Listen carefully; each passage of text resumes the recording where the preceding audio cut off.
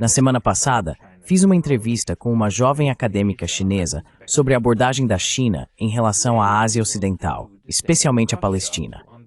Hoje queremos fazer o mesmo com a Rússia, para entender a complexa relação que Moscou tem com essa região. Para nos ajudar nessa tarefa, está aqui a Dr. Maria Kisha. A Dr. Kisha é doutora em Direito e atualmente atua como professora associada na Universidade Estatal de Justiça da Rússia, em Rostov-do-Don, Rússia. Dr. Kisha, seja bem-vinda. Seja bem-vinda. Dr. Kisha, welcome. Olá, Dr. Lutaz, muito obrigado. Olá. Muito obrigado por aceitar esta entrevista. Você me foi recomendado por nosso colega, Dr. Jacob Rapkin, porque tem pesquisado sobre a Ásia Ocidental e a política russa há muito tempo. Poderia talvez nos dar uma visão geral agora de como está a relação da Rússia, não apenas com a Palestina, mas também, digamos, com a nova Síria, desde a queda de Bashar al-Assad, e como essa relação se estende até o Irã. Onde a Rússia se encontra neste momento?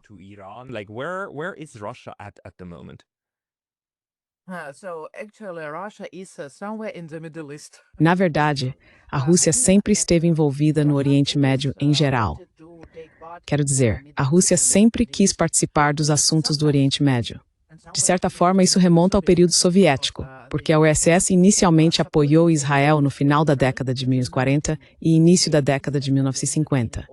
Mas então a URSS percebeu que Israel era completamente pró-americano. E é claro, havia competição e uma verdadeira disputa, uma guerra fria, e a Segunda Guerra Mundial rose, entre a URSS de um lado e os Estados Unidos da América do outro. Isso significa que a URSS e os Estados Unidos tinham cada um recentes estes países e movimentos sociais que nos seus passados.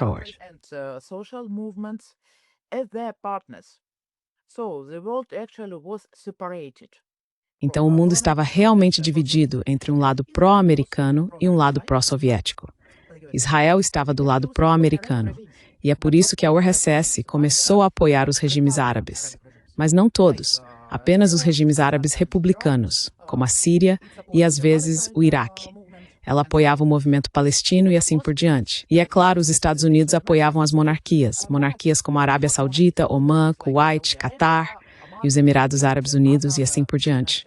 E também algumas repúblicas, mas mais pró-Ocidente, como o Líbano, por exemplo.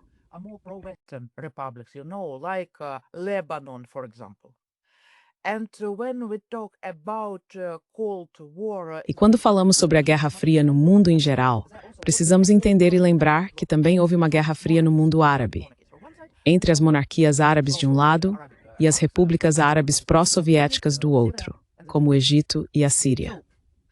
O Irã é completamente diferente, é claro, porque não é um país árabe. A Rússia e o Irã têm uma história muito longa de relações difíceis e complicadas. Na época do Império Russo, nossos países eram vizinhos. Compartilhávamos uma fronteira comum no norte do Cáucaso, e países como a Armênia, o Azerbaijão e a Geórgia ficavam justamente nessa fronteira, e às vezes até eram divididos entre nós.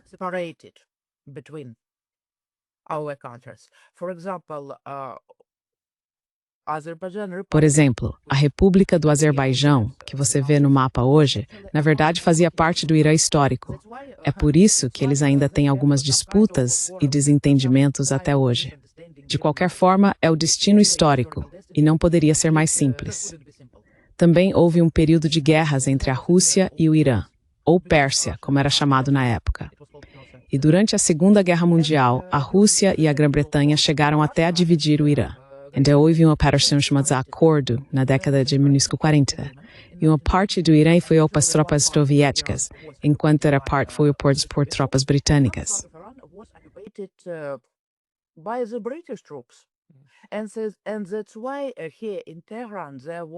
E é por isso que aqui em Teherã houve uma conferência famosa, Teherã, 1943, onde os líderes dos três países, os Estados Unidos, a União Soviética e a Grã-Bretanha, Churchill, Stalin e Roosevelt, se reuniram em Teherã.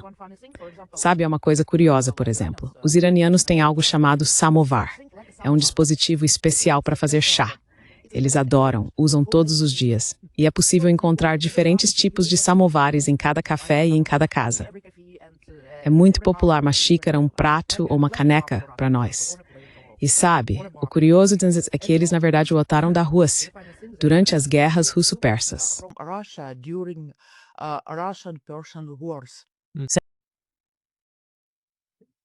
Então, é isso. É uma daquelas coisas que acabou sendo um resultado positivo dessas interações. Elas foram muito tristes, mas ainda assim houve troca cultural, mesmo durante aquele período de guerra.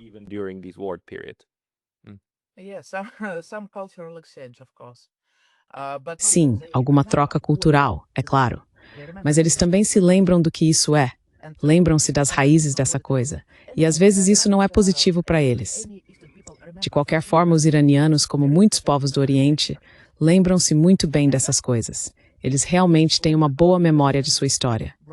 E então, quando a URSS desmoronou, é claro, a posição do nosso novo país, a Federação Russa, no Oriente Médio mudou, porque o novo país não era tão grande.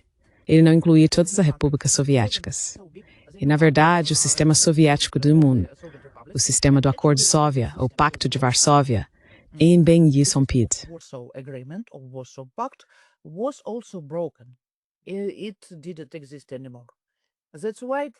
Isso não existia mais. É por isso que a Rússia começou a construir outros relacionamentos com países do Oriente Médio e com a Ásia Ocidental em geral. Hoje em dia, a Rússia não quer deixar suas bases militares na Síria, é claro, porque sempre teve boas relações não apenas com Hafez al-Assad, mas também com seu filho, Bashar al-Assad. A posição de Moscou é que a Rússia se preocupa, ajuda e apoia o povo sírio e a Síria em geral. Não importa quem a governe e quem seja o líder da Síria, porque existem fortes laços entre a nação russa e a nação síria, e Moscou não quer perdê-los.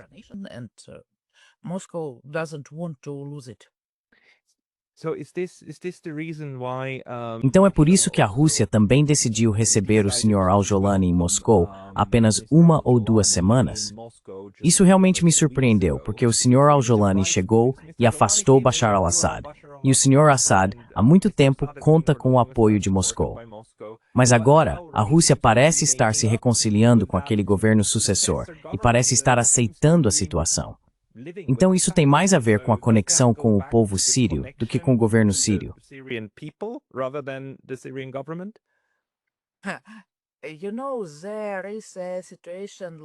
Sabe, é uma situação parecida com a do Talibã no Afeganistão. Agora eles não são mais terroristas. São o governo. Eles são o governo. Porque a posição de Moscou é que os governos mudam, mas o país permanece e a nação permanece. É isso. E sabe, a visita de al-Jolani não foi tão inesperada para os especialistas na Rússia, porque sabíamos que algo assim aconteceria. Vimos isso, estava claro que aconteceria um dia. E na verdade, sabe, por exemplo, Bashar al-Assad sempre ia a Moscou em segredo.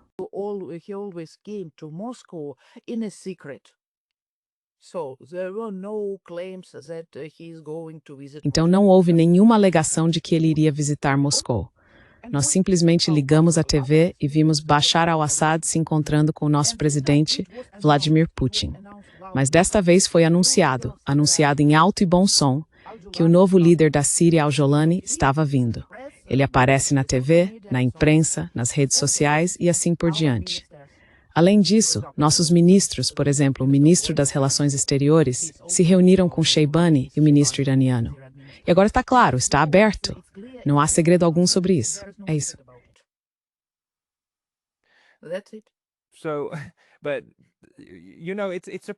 Mas veja bem, é surpreendente porque quando algo assim acontece ao contrário, se um governo assume o poder em um país e o Ocidente não gosta, se os Estados Unidos não gostam, então eles farão de tudo ao seu alcance para reprimir esse governo.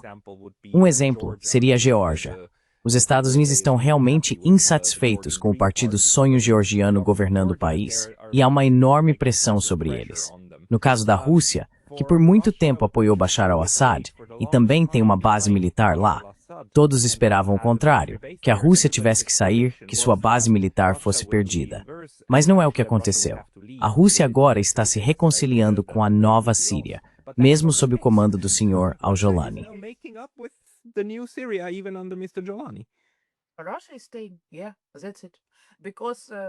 A Rússia vai ficar. É isso, porque muito dinheiro, muitos recursos foram investidos. Sim, foram investidos nas bases militares, nas conexões com o povo sírio e assim por diante. Na verdade, acho que Al-Jolani também é uma espécie de carta fora do baralho. Acho que ele é uma pessoa e um político muito mais complexos do que apenas um ex-terrorista. É, como podemos chamá-lo?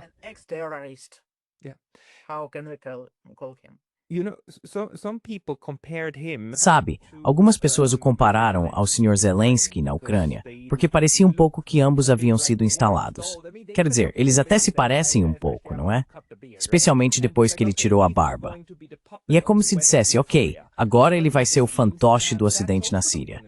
Mas parece que também não vai ser o caso, porque o Sr. Al-Jolani agora parece capaz de cultivar relações com várias partes, incluindo, até certo ponto, bem, os israelenses, os iranianos. Não sei, provavelmente, mas pelo menos os russos.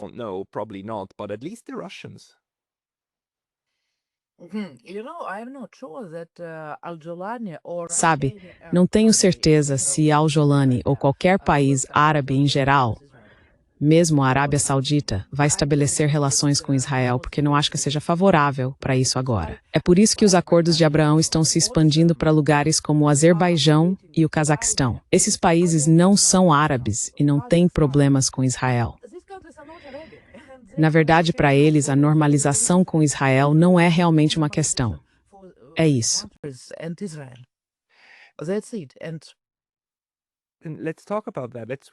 Vamos falar sobre isso. Vamos mudar para Israel agora, e a relação da Rússia com o país, que deve ser muito complicada por causa dos interesses geopolíticos, mas também por causa da diáspora russa em Israel, e depois a relação da Rússia com a Palestina. Você pode falar um pouco sobre isso?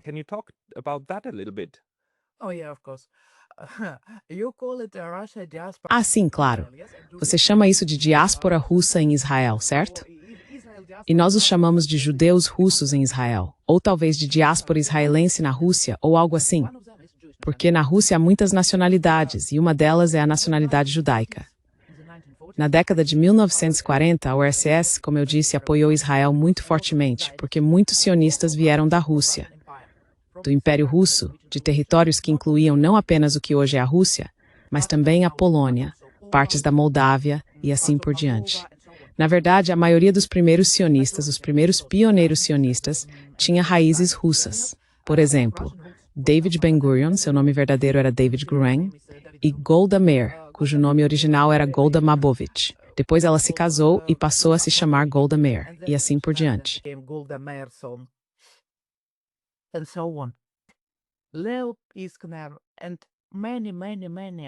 Leo Piskner e muitos outros, teóricos e membros ativos do movimento sionista, eram da Rússia. Eles imigraram do Império Russo, da Rússia czarista. Mais tarde, quando surgiu a União Soviética, acharam que seria uma ótima ideia tentar obter ajuda da nova Rússia, da Rússia soviética, porque tinham muito em comum com o novo governo soviético. Muitos dos sionistas que deixaram o Império Russo ainda se lembravam do movimento antimonarquista. Sim. It means registered sionismo trabalhista.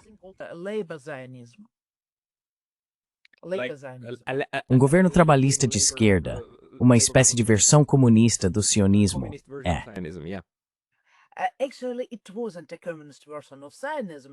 Na verdade, não era uma versão comunista do sionismo, porque, por exemplo, isso significava que não haveria árabes no sistema de trabalho palestino, nenhum árabe mesmo.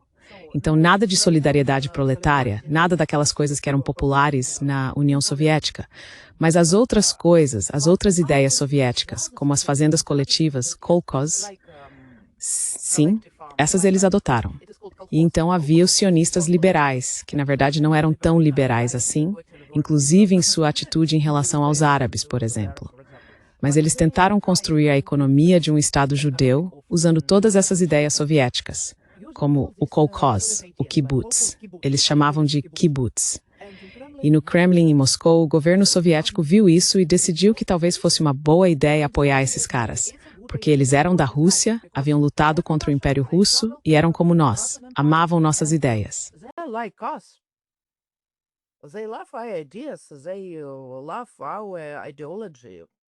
Eles amavam nossa ideologia, Al-Quds, Kibbutz, era tudo junto. É isso. Mas depois, é claro, o governo acabou percebendo que isso não era bom. Não era bom porque Israel também fez um acordo com os Estados Unidos. E, na verdade, foi um truque. Um truque quando Israel e o movimento sionista tentaram construir uma amizade com a União Soviética. Porque, de fato, apenas dois estados muito poderosos após a Segunda Guerra Mundial, apoiaram Israel e fizeram de tudo para que se tornasse membro das Nações Unidas. Esses estados eram os Estados Unidos, é claro, e a URSS. Há um acadêmico muito bem. Estou tentando encontrar a palavra certa porque respeito muito esse acadêmico, um acadêmico muito respeitável dos Estados Unidos, da Universidade de Ohio, se bem me lembro, chamado John Quigley.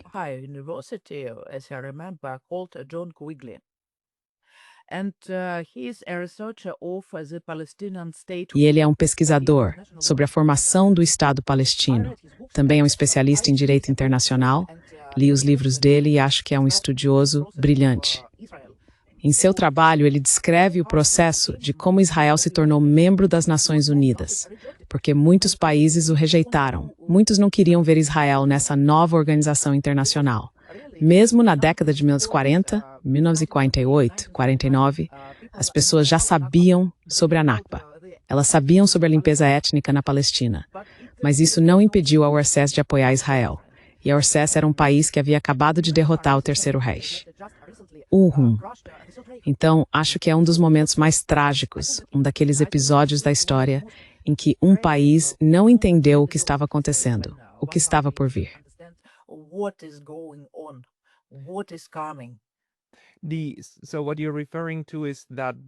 Então, o que você está se referindo é que a ideologia sionista, que, claro, busca um Estado etnicamente unificado, e a Constituição israelense atual, define Israel como o Estado dos judeus, e não de mais ninguém. Que esse nacionalismo exclusivo é, na verdade, muito semelhante ao nacionalismo exclusivo que a União Soviética havia acabado de derrotar na Europa.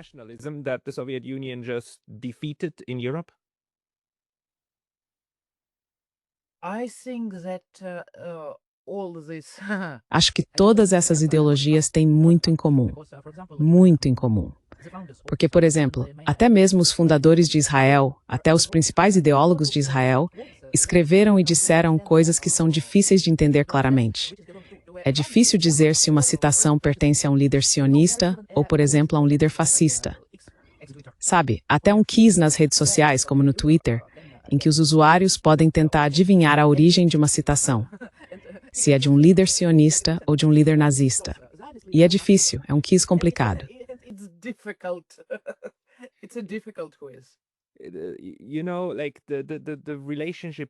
Sabe, o relacionamento entre esses dois hoje parece impensável. Mas se você olhar para os registros históricos, vai encontrar esse medalhão interessante, certo?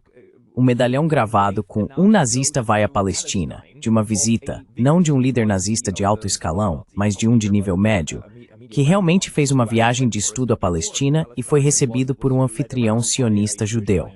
Esqueci os nomes deles. Não, era o Eichmann? Não, acho que era outra pessoa. Mas vou colocar os links disso na descrição do vídeo. Enfim, existiam essas conexões, porque essas duas ideologias, na verdade, não são mutuamente exclusivas. Elas convergem em torno da ideia de se livrar dos judeus da Europa e colocá-los em outro lugar, certo? E esse outro lugar era a Palestina. Agora, quanto aos russos, especialmente durante a Guerra Fria, a Rússia então mudou sua abordagem em relação a Israel e a Palestina, ou permaneceu a mesma, com uma amizade desconfortável?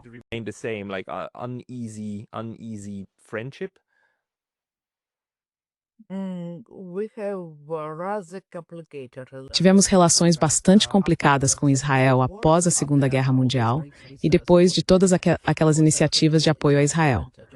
Porque, antes de tudo, Israel entrou para o campo pró-americano. E, claro, isso ficou muito evidente. E o Kremlin ficou desapontado com isso e começou a apoiar regimes árabes amigos. E então, você sabe, agora existe essa coisa em Israel chamada Hasbara. Hasbara é diplomacia pública. Então, Israel a define como diplomacia pública, mas na verdade é propaganda oficial israelense. Não há problema com esse fato, porque todo país tem propaganda, certo? Não é um problema. Mas a propaganda israelense, a Hasbara, inclui absolutamente tudo. Inclui políticos, jornalistas, diplomatas, influenciadores. Diplomatic workers, influencers, social media celebrities and so on. Celebridades das redes sociais e assim por diante. Há um verdadeiro exército de usuários de redes sociais e pessoas comuns que apoiam Israel porque acreditam que é a única democracia no Oriente Médio. Porque sim, é um estado pequeno, mas corajoso, cercado pelo que eles veem como países árabes selvagens e bárbaros. Porque luta contra o terrorismo islâmico. O terrorismo islâmico é um tema muito doloroso para a Rússia, porque nos anos 1990 e no início do novo século, tivemos 2 guerras na Chechênia. A Chechênia faz parte da Rússia, localizada no norte do Cáucaso. E, na verdade, os chechenos são cidadãos da Federação Russa. Eles têm passaportes russos. Mas, de qualquer forma, houve uma luta terrível. Foi muito sangrenta para o meu país.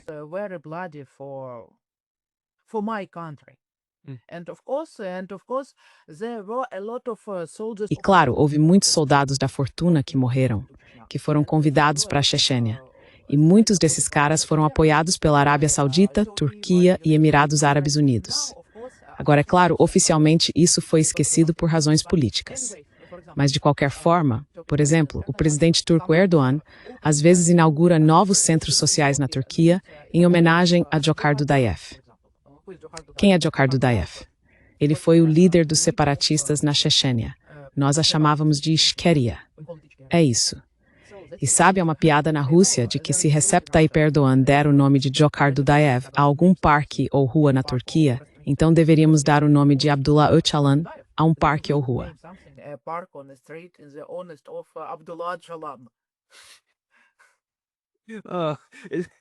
Petty.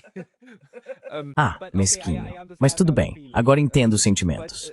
Talvez devêssemos voltar um pouco à política e à postura da Rússia em relação à Palestina, especialmente nos últimos anos.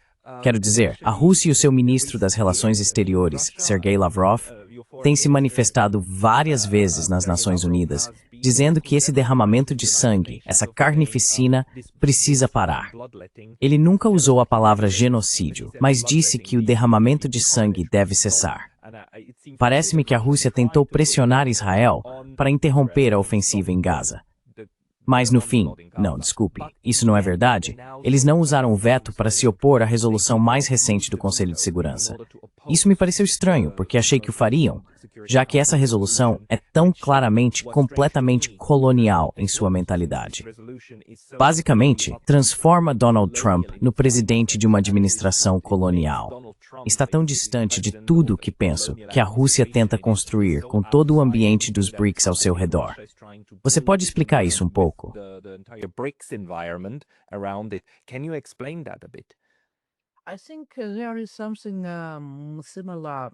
Acho que há algo semelhante, como uma espécie de atenção chinesa, porque agora a Rússia apoia a Palestina, é claro. A Rússia reconhece o Estado palestino com sua capital em Jerusalém Ocidental. Na Rússia, eles convidaram delegações do Hamas, por exemplo. A Rússia tem relações bastante boas, até de parceria, com diferentes elementos do eixo de resistência pró-Irã. E, claro, agora temos relações muito boas com a República Islâmica do Irã em geral. Mas agora temos nossa própria guerra na Ucrânia. Oficialmente não a chamamos de guerra, chamamos de Operação Militar Especial. Mas, de qualquer forma, muitos recursos, muitas pessoas, muita coisa na Rússia estão sendo direcionados para lá. Por exemplo, minha cidade natal se chama Rostov-do-Don. Fica no sul da Rússia, perto de Donbass, perto daquela parte do território que costumava fazer parte da Ucrânia e depois passou a fazer parte da Rússia. E, por exemplo, sentimos isso aqui. Sentimos a Operação Militar Especial toda semana e às vezes todos os dias. Every week and sometimes every day here. Você quer dizer impactos como os drones ucranianos? Ou quer dizer que sente isso porque Rostov-do-Don também é um dos importantes centros logísticos militares do exército russo? Ou quer dizer impactos vindos da Ucrânia? We feel it in general. Just in general, you know, Sentimos isso de modo geral, tá no ar, sabe? Por exemplo, nosso aeroporto parou de funcionar e foi fechado em 24 de fevereiro de 2022. Então não há voos civis saindo de Rostov-do-Don. E é uma cidade grande. Rostov-do-Don é uma das cidades russas com mais de 1 milhão de habitantes. Por isso é difícil para nós irmos a qualquer lugar, para Moscou, para outra cidade russa ou, claro, para o exterior. A situação de segurança está razoável, mas ainda assim, todos os dias algum lembrete disso. Porque está realmente de drones de tudo, né? Sometimes from drones, from everything. So is this to you an explanation why Então, Russia para você, essa é uma explicação de por que a Rússia está tentando não abrir outra frente, não arrumar outra briga, e, portanto, optou por se abster na votação da resolução do Conselho de Segurança, apenas deixar passar porque está ocupada com outras let questões. it go because busy with other things? First of all, yes, I think. And then Russia. Antes de tudo, sim, eu acho que sim. E então a Rússia, como a China, sempre tenta ter uma política equilibrada, uma política internacional equilibrada. Por exemplo, é claro que a Rússia não pode fazer certas reivindicações, como talvez alguns países árabes, porque reconhece Israel de qualquer forma. E em Israel há muitas pessoas com cidadania russa, com passaportes russos, porque tivemos várias ondas de imigração para Israel nos anos 1990, no início dos anos 2000, e até mesmo após o início da Operação Militar Especial, quando pessoas decidiram deixar a Rússia ou outros países pós-soviéticos e tentar construir uma nova vida em um novo país. Além disso, o sionismo e as simpatias pelo sionismo são bastante populares em algumas partes da sociedade russa, porque muitas pessoas instruídas, muitas pessoas liberais, acreditam que Israel é a pátria histórica dos judeus, que é um grande país. É a única democracia no Oriente Médio. As pessoas lá vivem com todos os direitos humanos. Os palestinos, talvez nem tanto. Rights, Palestinians, not people maybe. So it's a supportive mindset, but can you Então, é uma mentalidade de apoio. Mas você pode me contar mais sobre isso? Nosso colega chinês, Shen Zheng, me disse que o genocídio em Gaza realmente abriu os olhos de muitos, especialmente dos jovens chineses, que veem isso e sentem profunda empatia pelos horrores em Gaza, porque reconhecem algo de sua própria história, a forma como a China foi colonizada por tanto tempo, durante aquele período de 100 anos de humilhação.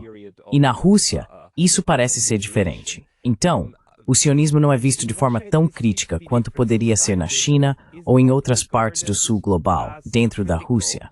as it might be regarded in China and other parts of the global south inside Russia? Oh, sometimes maybe yes. That's it, because Às vezes talvez sim. É isso, porque não posso dizer que o Oriente Médio em geral seja um tema muito popular de discussão na sociedade russa. Antes de tudo, nosso país é muito grande, na verdade é o maior país do planeta, e temos muitas questões internas para discutir. Temos muitas coisas dentro do nosso próprio país para cuidar, e isso nos toma muito tempo para entender o que está acontecendo, mesmo apenas dentro das nossas próprias fronteiras, e se falar no exterior. Então, por exemplo, nem estigo, colega, se muito vai brisar geral para nível pessoal. Israel, because of some of his or her personal reasons. I don't think that you will. Não acho que você romperia todas as relações com ele ou ela por causa disso. E talvez quando ele ou ela disser coisas ruins, terríveis, até sanguinárias sobre os árabes, você tente obter uma explicação para isso. Por exemplo, eles têm seus próprios acordos, seu próprio ambiente, sua própria história lá. Não é da minha conta, não me importo com isso. É claro que há pessoas que buscam respostas, que se interessam para a situação no Oriente Médio, e que brilham os olhos para isso. It's me em analisar genocídio em Gaza. With the Gaza genocide. And, they have very strong E sabe, eles têm lembranças muito fortes da Alemanha nazista, porque também é um período muito, muito doloroso na história do meu país. Na década de 1940, houve uma grande luta entre a União Soviética e o Terceiro Reich, e toda a família russa tem um parente, um avô, que foi morto ou ferido. É realmente um tipo de trauma nacional. É por isso que o dia 9 de maio, que chamamos de Dia da Vitória, é a principal celebração, a principal festa na Rússia. Todo ano, do ano. É muito mais importante do que o Ano Novo, por exemplo. New Times Natal, que o Ano Novo no fim do ano. We celebrate New Year on the end of the year. Então, no geral, o que estou entendendo do que você está dizendo é que Gaza não tem sido um tema tão grande em comparação com outras questões dentro da Rússia nos últimos 2 anos. E embora o Ministério das Relações Exteriores tenha uma certa posição sobre isso, a Rússia não gostaria de sacrificar algo importante por esse assunto, e, portanto, apenas segue o fluxo. Mas isso não significa que apoie a causa sionista, de forma alguma, certo? É mais uma abordagem do tipo, bem, é assim que as coisas são.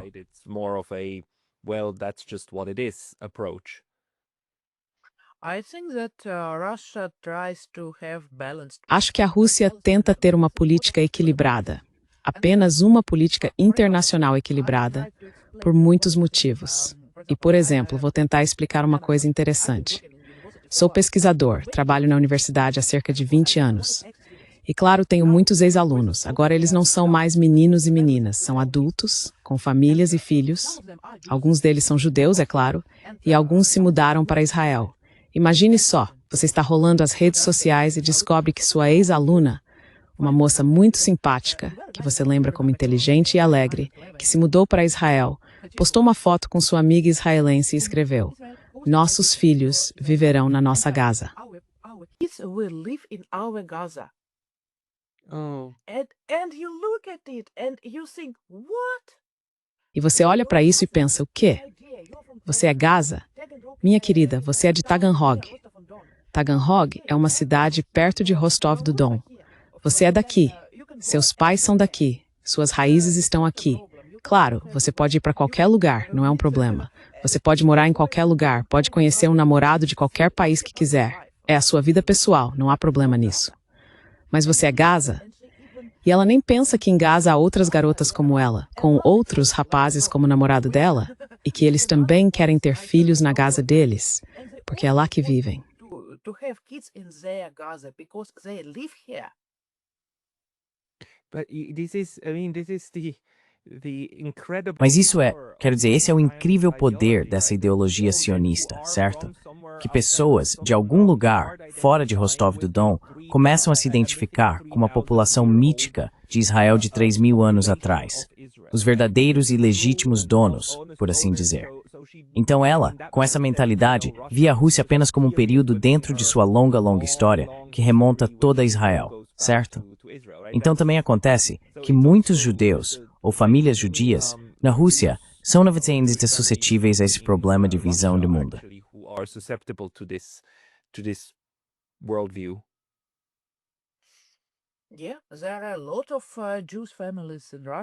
E muitas mais famílias judias na Rússia, e muitas pessoas judias para quem o sionismo parece uma forma de patriotismo. Para elas, é uma ideologia genuinamente patriótica. It's a real patriotic ideology. Mas você sabe, nos Estados Unidos também temos intelectuais judeus, como Jeffrey Sachs, no Canadá Rabkin e outros, e os judeus ortodoxos em geral que se opõem ao sionismo, os judeus realmente crentes que se opõem a ele, e também judeus seculares que se opõem. Na Rússia, vocês também têm oposição judaica ao sionismo. Visível? Sim. Visible. No. Não. Infelizmente não, porque eu acho que a pessoa mais brilhante nessa área é o professor Rabkin. Ele é falante de russo, da URSS Leningrado, pelo que me lembro, hoje São Petersburgo. Mas é claro, felizmente seus livros são publicados regularmente na Rússia e em russo, embora eu não ache que isso gere muita discussão sobre o tema. Por exemplo, você sabe que há uma corrente importante nos estudos históricos israelenses, chamada Novos Historiadores, como Benny Morris, Avi Shlaim e outros. Claro, Benny Morris é sionista, mas alguns de seus livros são muito interessantes porque ele realmente tentou entender o que aconteceu e como aconteceu. Então são livros valiosos, realmente valiosos. De qualquer forma, na Rússia, infelizmente, nenhum dos livros desses pesquisadores ou acadêmicos é publicado. Nenhum livro de Tom Segev, nenhum de Avi Shlaim. Absolutamente nada desse tipo. No Irish Line books, absolutely nothing like this. How about It's here that is Brian Benursens, eles estão em Índio, Ilan Papé, Ilan Pappé? How about it? No, not absolutely nothing. Não, não, não, não. De jeito nenhum. Por exemplo, estamos apenas discutindo esses acadêmicos agora, mas na Rússia esses nomes nem são mencionados. E claro, não há livros de autores palestinos publicados na Rússia, como Rashid Khalidi, Walid Khalidi, Nur Massalia e assim por diante.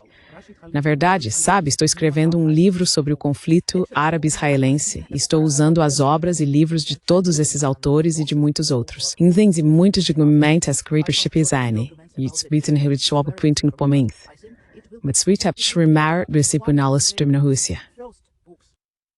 Like this in Russia. That is very surprising. That's very surprising to me. Isso é muito surpreendente para mim. Então, de certo modo, isso explica por que a Rússia, nesse caso, tem menos interesse. É simplesmente um tema menos relevante do que, digamos, na Europa ou na América do Norte. E quanto às redes sociais? Nosso colega chinês me disse que as redes sociais na China estão cheias de discussões e imagens sobre o que está acontecendo em Gaza, e que isso realmente educou toda uma geração sobre o que é o sionismo. Isso também é algo que, na sua observação, não está realmente acontecendo na Rússia.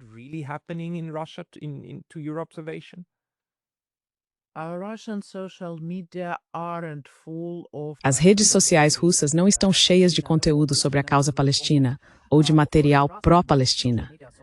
Claro, existem algumas fontes nas redes sociais que apoiam a Palestina. Muitas vezes, com frequência, são fontes muçulmanas. E é claro, há muitos muçulmanos na Rússia, e eles apoiam seus irmãos palestinos. Mas eu prefiro encontrar algo que não seja religioso, nem nacional, e sim humanitário em geral. E é um grande problema encontrar esse tipo de conteúdo na sociedade para a sociedade em geral. Acho isso muito triste. Claro, qualquer um de nós pode dizer que não é da nossa conta. Simplesmente não é da nossa conta. Vivemos em outro país, temos nossas próprias coisas a fazer.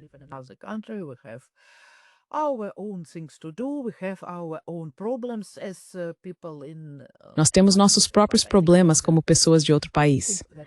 Acho que o que Israel está fazendo com a Palestina é absolutamente inaceitável, porque é um caso perigoso. O método em si é terrível. E todos podem acabar enfrentando isso, infelizmente. Hoje não é da sua conta, mas amanhã você pode se tornar uma vítima. Você pode se tornar uma vítima. É por isso que não entendo alguns dos meus ex-alunos ou alguns intelectuais que pensam, ou que nos dizem, que há uma luta entre as forças da luz e as forças das trevas. Na verdade, essa é a retórica de Netanyahu, por exemplo.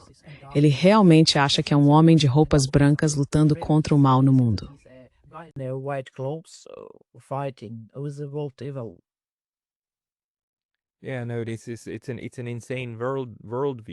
Sim, não. É uma visão de mundo insana. É só que, sabe, uma das coisas que precisamos explicar é porque tantos países veem o que está acontecendo, mas ainda assim agem da forma como agem. Quero dizer, incluindo os europeus, que, sabe, tudo o que está acontecendo em Gaza deveria ser antitético às suas crenças e valores fundamentais. Mas aí, eles arrumam desculpas, pelo menos as elites fazem isso. É uma história diferente para as pessoas comuns. Mas, pelo que você está me dizendo, pela forma como a história se desenvolveu, como os laços pessoais se formaram e como toda a visão sobre a Ásia Ocidental se construiu, é simplesmente um tema menos presente na Rússia do que, digamos, na Europa ou até na China. E então, a Rússia, junto com isso, quer uma relação equilibrada em sua vizinhança próxima.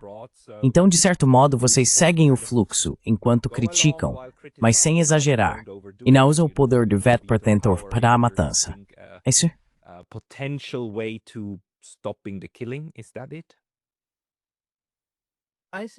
Na verdade, sabe, leitor e nosso chinês, o Aisangt, de modo bastante.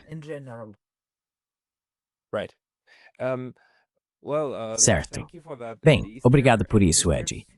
Há algo mais que realmente precise ser compreendido sobre a abordagem da Rússia em relação ao Oriente Médio, à Ásia Ocidental, que ainda não tenhamos abordado. Falamos sobre a Síria, um pouco sobre o Irã, falamos sobre a Palestina. Há mais algum ponto realmente importante que possa ajudar a explicar por que as coisas estão se desenvolvendo da maneira como estão?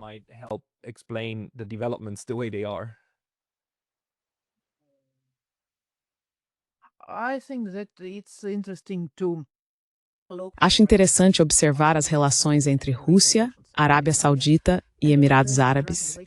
E, na verdade, as relações da Rússia com as monarquias petrolíferas e árabes em geral, incluindo a Jordânia e até mesmo o Marrocos. Porque, na verdade, esse é um campo pró-americano e pró-britânico. A Arábia Saudita e os Emirados Árabes Unidos são países produtores de petróleo, assim como a Rússia. Temos muitos vínculos por meio da OPEP, por exemplo. E nesse contexto, a Rússia também precisa manter certo equilíbrio nas relações internacionais. É por isso que, por exemplo, há muitos cidadãos russos na Arábia Saudita atualmente, de acordo com a visão 2030 de Mohammed bin Salman, pois ele quer ver seu reino desenvolvido, aberto e não tão conservador como costumava ser. so conservative as it was. And of course, Russian people also love to. E claro, os russos também adoram ir à Arábia Saudita e aos Emirados Árabes Unidos por diferentes motivos. Há negócios para relaxar, para passar férias. De qualquer forma, é interessante que os Emirados Árabes Unidos estejam se tornando, digamos, não uma segunda casa, mas um segundo lugar para ficar para muitos russos, que talvez tenham um passado empresarial um pouco duvidoso, alguns assuntos criminais, algo assim. Some criminal affairs, something like this.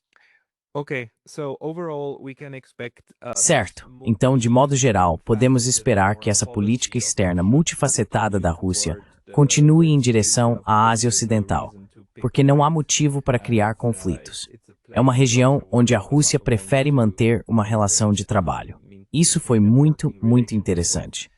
Muito obrigado por isso.